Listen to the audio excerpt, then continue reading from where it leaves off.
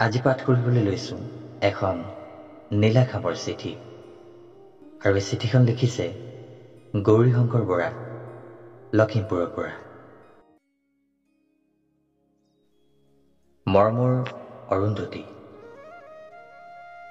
মোৰ কলিজাৰ বুলনিত থকা মৰমবোৰ নিজৰ বুলি সামৰি ল'বলৈ ক'বলৈ এতিয়া মোৰ অধিকাৰ নাই। কেতিয়াবাই তোমাৰ বাবে থকা মোৰ হৃদয়ৰ গভীৰৰ মৰমবোৰ এজাক বৰষুণৰ সৈতে জলাঞ্জলি দিলোঁ।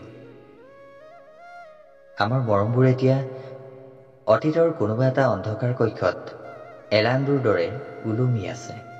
তথাপি তোমাৰ বাবে থকা অনুভূতিবোৰ কেনেকৈ শেষ কৰোঁ?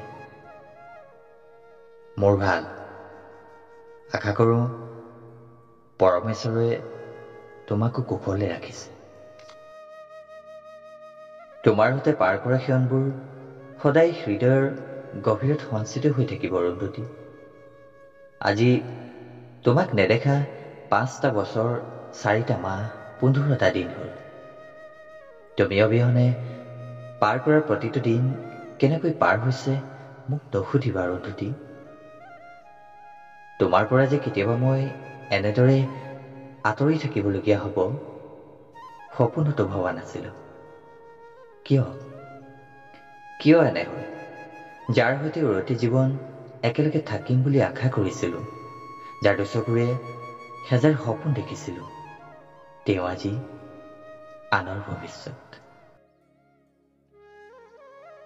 তোমাৰ মনত পৰেনে অৰুন্ধতী, আমাৰ লগৰবোৰে যে আমাৰ নাম দুটা বেঞ্চত লিখি আমাক জোকাই ৰঙা কোলা পেলাইছিল?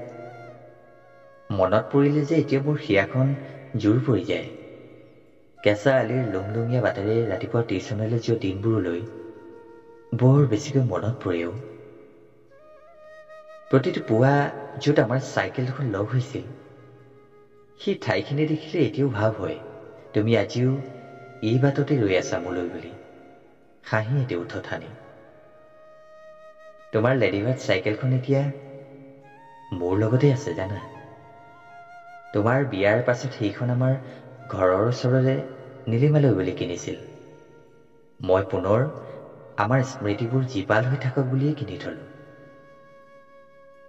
আমাৰ সেই মধুৰ দিনবোৰ যে ক'ত হেৰাই থাকিল, সেইবোৰ ভাবিলে এতিয়া এটা দীঘল হুমুনিয়াৰ বাহিৰে আন একোৱেই নাপাওঁ। তুমি যিটো সময়ত তোমাক একেবাৰে নিজৰ কৰি ল'বলৈ কৈছিলা, সেই সময়ত মই তোমাক কেনেকৈ বিয়া কৰালোহেঁতেন কোৱা? দেউতা ঢুকুৱা 3 মাহ হৈছিলহে মাত্ৰ। তাতে মই সেই সময়ত BA 3rd year ষ্টুডেণ্ট। মা আৰু ভণ্টিৰ বাহিৰে আন কোনোৱেই নাছিল মোৰ আপোন বুলি কোৱা মানুহ।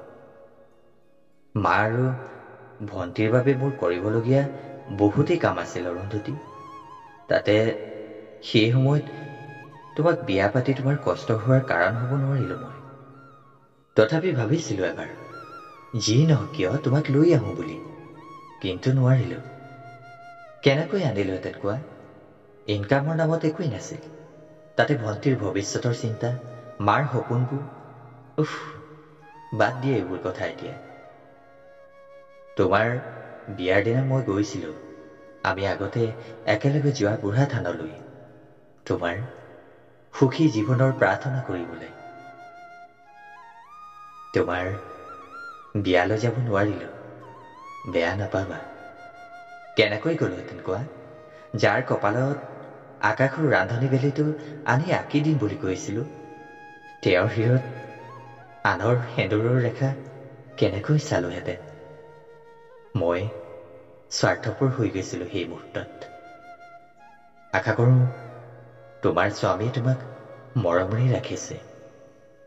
তুমি সুখী হৈ থকাৰ বাহিৰে মোকনো আৰু কি লাগে?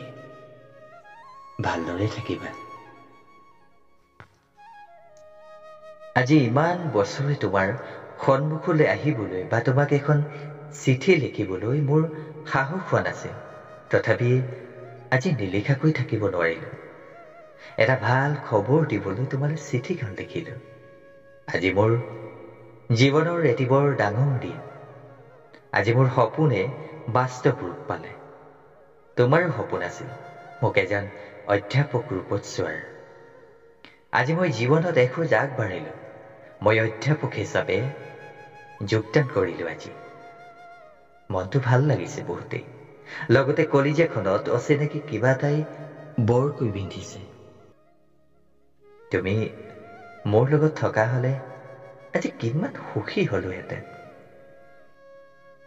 হ'ব বাৰু, থাকক এতিয়া। তুমি কুশলে থাকা সদায়। পাৰিলে চিঠিৰ উত্তৰ দিবা। ইতি তোমাৰ কি বুলি কওঁ? ধন্যবাদ।